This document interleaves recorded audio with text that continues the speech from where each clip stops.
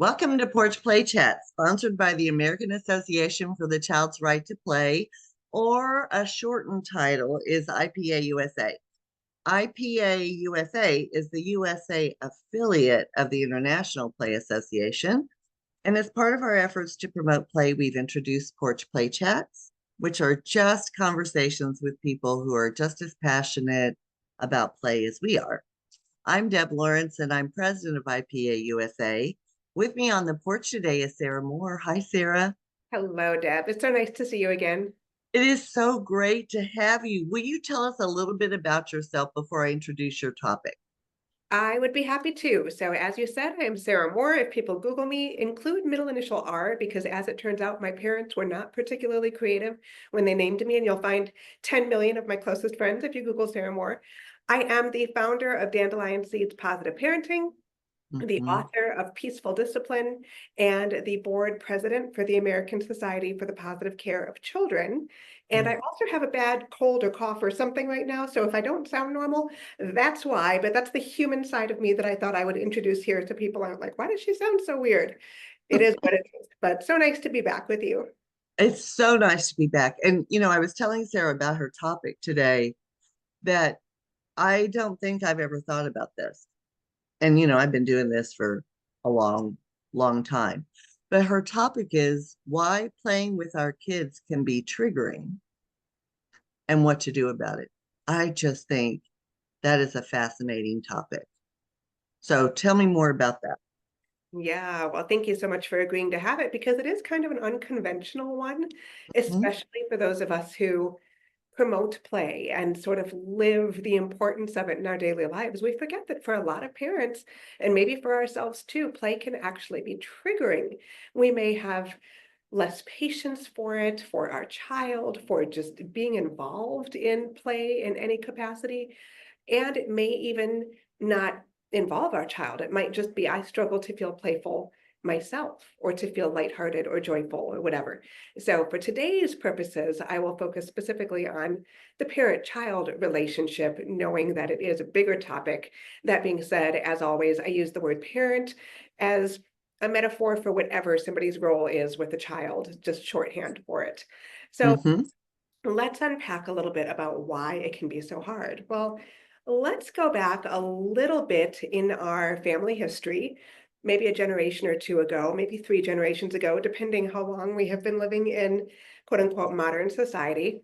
Mhm. Evolutionarily, there was a whole lot of pressure not that long ago to be very productive from the minute you can walk on two legs.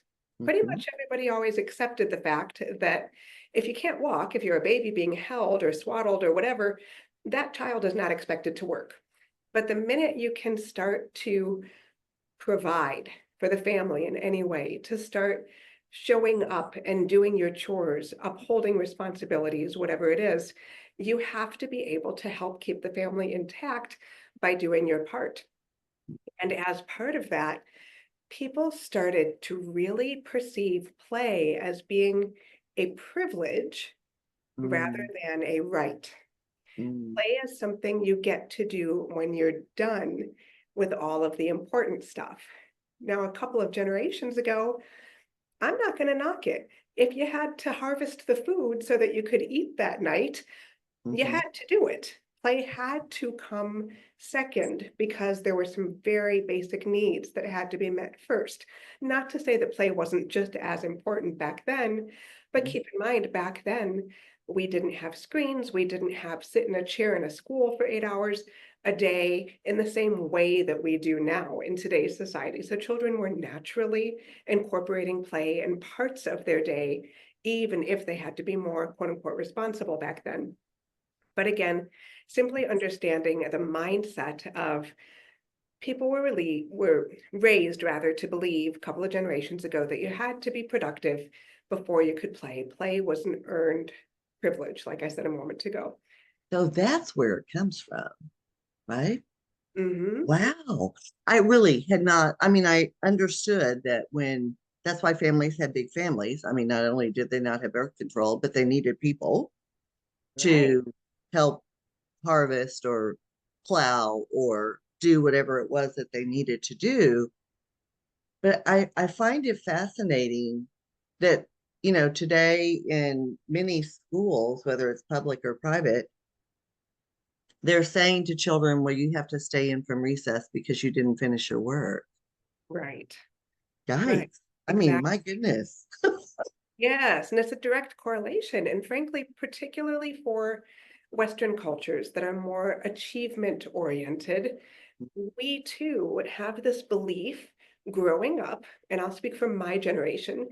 We had this belief growing up that you had to achieve in order to be valuable. Your grades had to be at a certain level. You had to be involved in a certain number of extracurricular activities. You had to Mm, perform a certain way. And again, even, we weren't plowing the fields when I grew up. I grew up in the suburbs of Chicago. We had, trains and no farm animals whatsoever where I lived. So this mhm, was still just carryover of I need to perform before I earn the right to do the play that mm, I need to do. And I'm not talking about me personally, just generationally, that mhm. was very much the belief.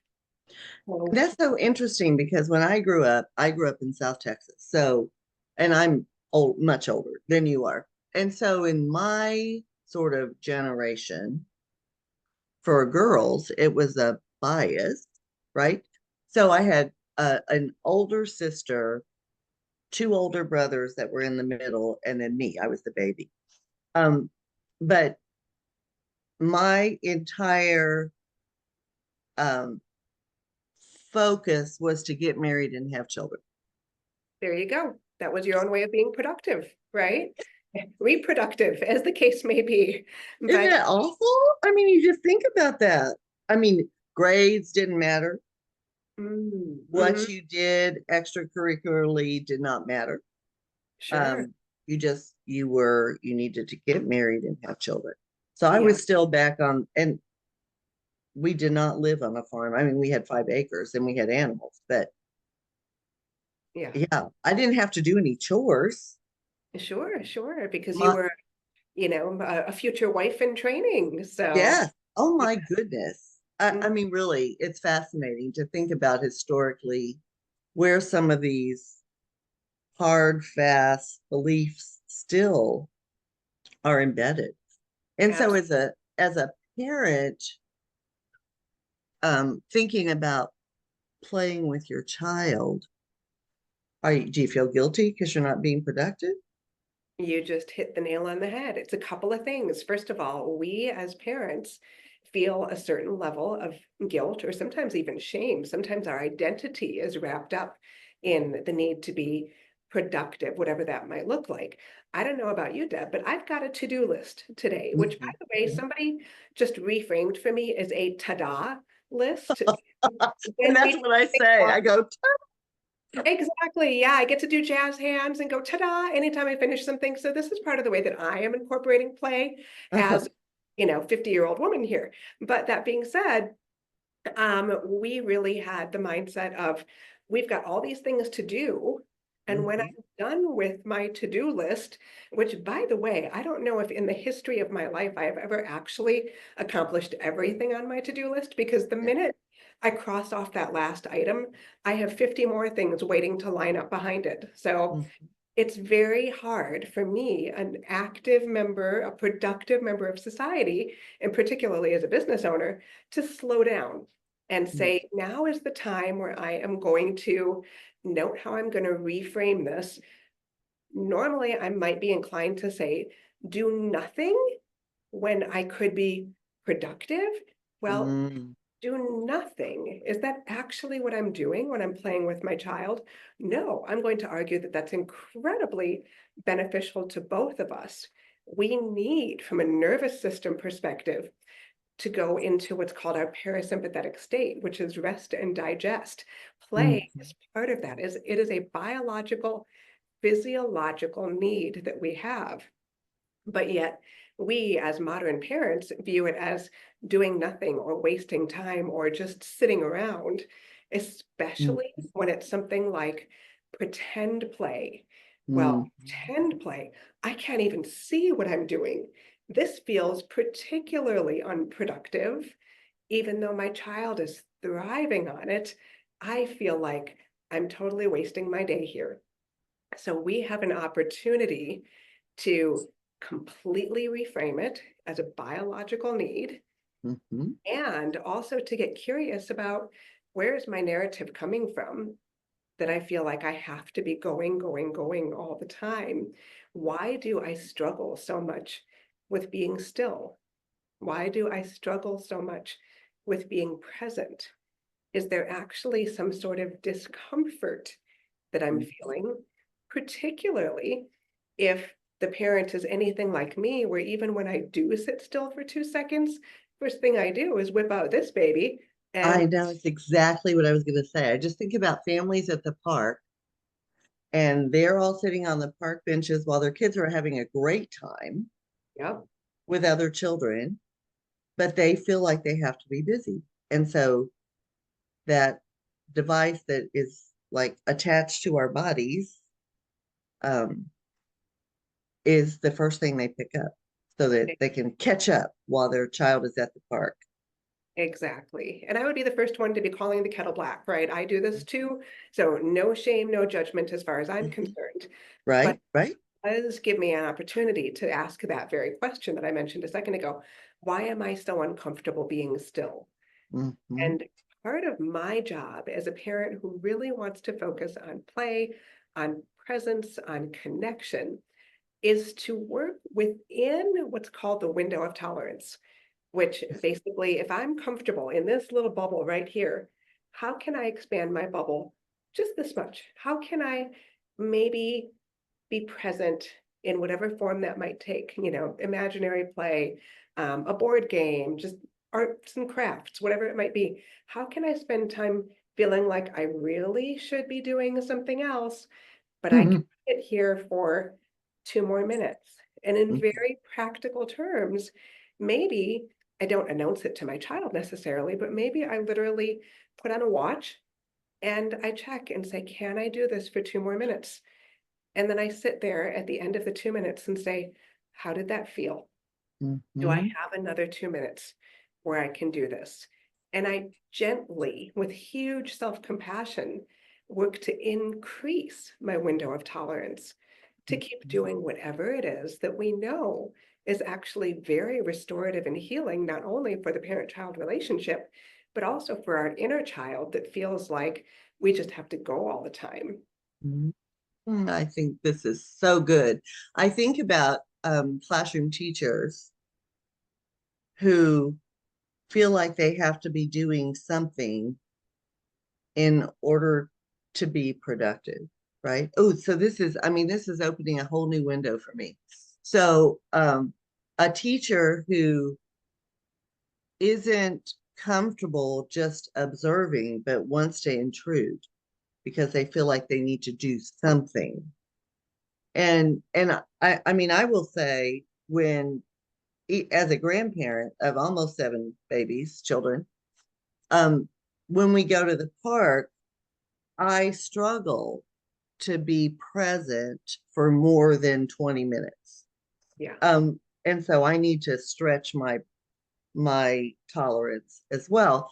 They're out playing, having a great time. But Nana, will you come push me on the swing? Absolutely. Nana, climb up here with me. It's really high. Okay. Nana, and then about 20 minutes into it, after they feel comfortable where they are and they're playing with other kids, and I go, ooh, Yeah. go sit down and checking them. And I mean, I'm so embarrassed to say that, but that is absolutely what happens. And Yeah. so I need to stretch my tolerance as well. And, but I think about giving teachers permission to just be present Yes. is Absolutely. so important that, I feel like it's kind of like when the babies are playing in an infant room or in the 3-year-old room or wherever you are, you go, oh, great, I can go wipe down the counters and clean the changing table, and instead of being on the floor with babies. And yeah, oh, that's a big one. Oh, you need to write an article about this. This is really, it gives us the history behind why we're feeling like that. Yeah. Wow. I will. I will absolutely write an article about that.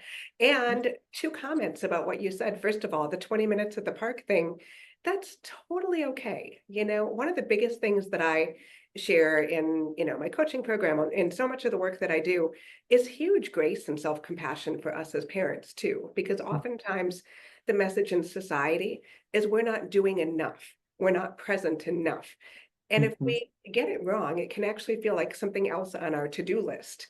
And we go, mhm, okay, great, I sat still for 20 minutes, check it off the list. I was so present. But if it feels horrible, and if you're doing it out of shame and guilt, that's not the goal, right? yeah, that's not helpful, is it? Yeah, it's Right? not Because, helpful. yeah. So it is perfectly okay to have our own boundaries. And boundaries, by my definition, are not things we do to other people. They are things that we provide for ourselves, for our Mhm, own well-being. So if my boundary is, I feel comfortable for 20 minutes, and that's what I have to give, beautiful. Let me embrace those 20 minutes, mhm, and I know myself. And after 20 minutes, I need to do something else because that contributes to my well-being. Likewise, for the parent who says, I cannot do Lego at all. mhm. Like, it's just a hard no for me. It's never fun. By the way, that's me. Um, I'm if puzzles. Yeah. Yeah, hey, there you go. We all Oh. have a thing, and the goal is not to say, well, my window of tolerance was right here and I got it to here. If there are things that are just a no for us, we get to do that. We get to say, this is not something I'm going to be comfortable with. And thank God there are other humans in the world because there's somebody who loves puzzles. There's somebody who loves Lego.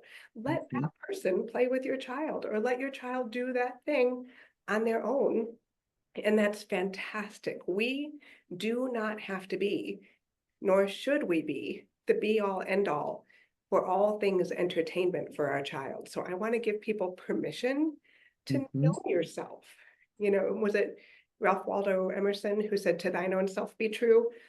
Somebody mhm. check me on that. I'm not sure if that's the right attribution for that quote. In any case, it is okay if there are things that you just don't want to do. I'm going to lay that out there. The other thing, And so granddad is the puzzle person and the Lego person. there you go. Yeah. So we thank goodness. And I'm the let's, throw a ball, let's, whatever it is they want to do and following them. So it's a nice team that way. But Yeah. I have no spatial intelligence at all. So puzzles, even when I was a preschool teacher, I went and got the 4-year-olds to come in and put the puzzles back together that the 3-year-olds couldn't figure out. So because I couldn't figure them out either. Oh, There you go. I There. know. So we all have our strengths, and we Ex- need to recognize those strengths and not beat ourselves up. And so I'm very happy to say puzzles, I failed puzzles in preschool, right? Because I just don't have the spatial intelligence to do it. Deb, I And adore you. I absolutely adore you. And frankly, you and I did this together just a minute ago when you said, Sarah, go write an article. I said, yeah, okay, I can do that. If you had said, hey, Sarah, go swap out the carburetor on your car, I would have said, I don't even know what it looks like. That no idea what that is. and somehow we think that this shouldn't apply to play. No, it absolutely applies to play. There are things that are going to be outside our comfort zone, and that Mhm. is so okay. I will take Yeah. my car to a mechanic. Thank you very much. You go get the Thank- 4-year-olds.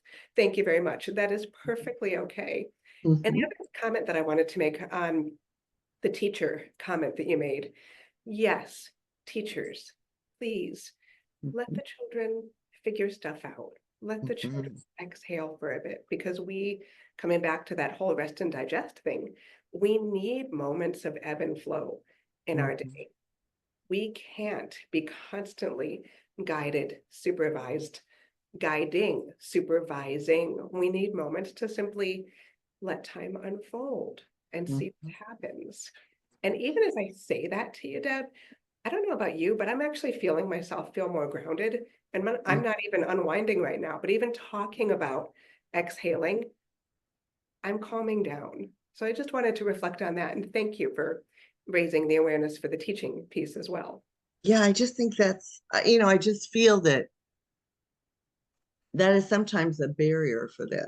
Well, well, what do I do? And I said, well, what could you do? Right? Not clean the counters, but what could you do? Well, I'll go ask if I can play. Well, that's not what I want you to do, but what I want you to do is be available in case children invite you into their play. But oh my goodness, think of the observations that you could, if just by observing, you're like, oh, I didn't know so and so could do that, or look how long they've stayed on task with that, or do things like that, or so and so couldn't do that 2 weeks ago, and look what they're doing now, and oh, look how compassionate Billy's being to Sarah because she's upset. Let's see how that works. How what happens, right? So it's there's so much to see, and There, sometimes we miss it because we're too busy not seeing. So that relationship with children also can be impaired if we're not present. So, oh yeah. Oh my goodness. Oh shoot, this is huge. Because I think for parents as well, because we're in this crazy rush society where, have you done everything on your to-do list and four more things, right? Or your boss says, I know you have that huge report due, but I also need you to do this and I need you to do it right now, but make sure that report's on time. That's some of those boundaries that I think I've learned in my age to set. I said, yeah, you've asked me to do this, and you've asked me to do this. Which one is a priority for you? And that's the one I'll focus on first instead of you want me to keep the same timeline for two huge projects. No, I've learned to say no. Nope. Choose the one you want me to work on first. I love that. Oh, That's but so it's so frustrating. And sometimes the person who may be your supervisor, so I'm just going to throw this in because that's a part of that rushing stuff. The person who is your supervisor has a different work pattern than you do. Sometimes you're the one that is ahead and you purposely plan to be ahead so that you can take a break, right? So I'm going to get all this stuff done before blah, blah, blah, so I can enjoy the holidays, right? And not be thinking about work. But if your supervisor or someone else that you work with is the wait till the last minute, ooh, oh my goodness. And so that's where I had to sort of come up with, you've asked me to do four different things and talk to me about which one is the highest priority for you. And and so help people understand that their style doesn't match yours. And yeah. I'll say if you had told me this 3 weeks ago when I was planning, I would have been happy to do it, but now it'll have to wait. Oh, you have to have those boundaries for yourself, Goodness, yes. um, as well. And so that sort of gets into the work guilt that we have, but the play guilt, I'm wondering, I love the stretching yourself just for 2 more minutes and that tolerance, but I'm wondering what else parents can do. I mean, can they put their phone in a drawer and walk away for 20 minutes? What are some other ways that they are not easily distracted because they feel like they have to be productive when their child says, "Mommy, come play with me," or "Daddy, can we go outside and throw a ball?" Can they just leave it and go, recognizing that this little human being is takes priority? Oh gosh, yes. Yeah. So a couple of things come to mind. First of which is, by the way, thank you so much for sharing the work analogy, by the way. And I think that's actually really important to touch on quickly. I was that person. I worked in corporate America for 20 years before having my daughter. So I know a lot about what you were describing. And I personally was the kind of person who always got things done early so that I would Mm-hmm. create capacity at the tail end. But the problem that I ran into is that knowing I had capacity, when somebody would come to me and say, can you take this on? I would fill the capacity. So then instead I became what I would call a super producer. And I ended up on the fast track to executive leadership, all the things, because I was so incredibly productive. But even now, more than a decade after leaving corporate America, I still have a hyper focus on, am I doing enough? Even though my frame of reference is significantly shifted from what it was. So we have to check in with our nervous system. And I'm going to tie it into the direct question you just asked as well. If we are the kind of person who is used to being on all the time, the phone in the drawer might be a beautiful place to start. Maybe I keep my ringer on so that if a particular, and by the way, I'm sure people know this, but different apps have different notification sounds. So I can tell, for example, if my kitty litter machine, which is automatic, by the way, has just finished a cycle. I don't care. I don't need to respond to that, right? But yet, if I'm holding my phone and it dings, I'm going to look and say, oh, how full is the box, right? So I can leave it in the drawer, hear that particular sound and say, who cares? I don't need that. Likewise, if the phone actually starts ringing, which only happens once in a blue moon, odds are good that either it's somebody trying to sell me something or it's an actual emergency. But odds are good that it's not just going to be a friend calling to check in, because that happens pretty rarely in this day and age. So if I can just say, all right, the phone is ringing, I have the option to check in and say, do I feel like I need to go answer the phone, or is it probably just a telemarketer, spam risk, whatever? Can I just let that go? But I can train myself to respond or not respond based on what I'm hearing. But notice that for this parent who's taking baby steps away from the phone, it's not about tuning out the phone or shutting it down entirely. It's just about creating a mindful presence around what am I responding to and what am I letting go? Because odds are good that if I always have it right here, I'm not letting anything go right now. Right. So I would start there. From there, I personally am in the practice, and I wasn't even a year ago. A year ago, I slept with the phone. Granted, it was off, but it was next to my bed. So that first thing in the morning, I could check in, especially if my daughter wasn't awake yet, because I could get stuff done then. But I have graduated to the point where my phone sleeps downstairs. Mine does too. And I had to do that. Yes. Yes, the bedroom is upstairs. So now if I wake up, dang it, I can't check in if I want to, because it's all the way down there. So take the steps you need to take. But if somebody is hyper vigilant about checking in, the goal is not to go cold turkey, right? So I was just going to say it's not a drug, although some people would say it is, just in a different form. But that aside, baby steps absolutely count. Also, know that phones really are kind of demonized these days. So we have to be mindful of the fact that there are productive things we do. We get our groceries on the phone, we pay our bills, we do all the things. But if we can be intentional about, I'm going to not be driven by impulse control. For example, I forgot to add kale to the grocery list. Let me do that right this second before I forget. I have actually gotten really good at blast from the past, picking up these things again. Pens and paper. I will make as I mentioned, I have my new ta-da list rather than my to-do list. I will make a list of things that I can do later. And interestingly, what I find in my own experience is that I'm much more productive when I'm intentional about how I'm using my phone. Because guaranteed right now, if I didn't use the pen method and I just said, I need to add whatever to the grocery list, and I picked this thing up and opened my phone, I opened, oops, silly me, I opened Google first, didn't mean to do that. But since I'm here, there's something about, I live in Colorado, this Colorado suburb is the most in demand. I wonder where that is. And next thing I'm in They the suck you in. right?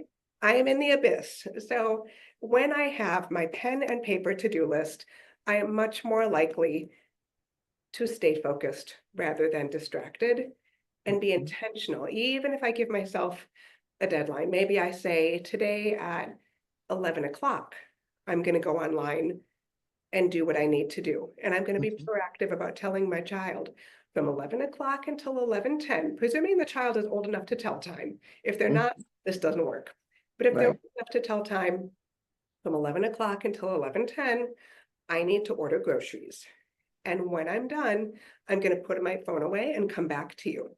Mhm. Helping children understand what we're doing and why gives them more capacity for grace for us for the Mhm. times when we do tend to tune out Mhm. because they And know and and purpose. it's so easy to get distracted. That's the big piece. Those 10 minutes can turn into 40 minutes if Yeah. you pick up the crazy phone.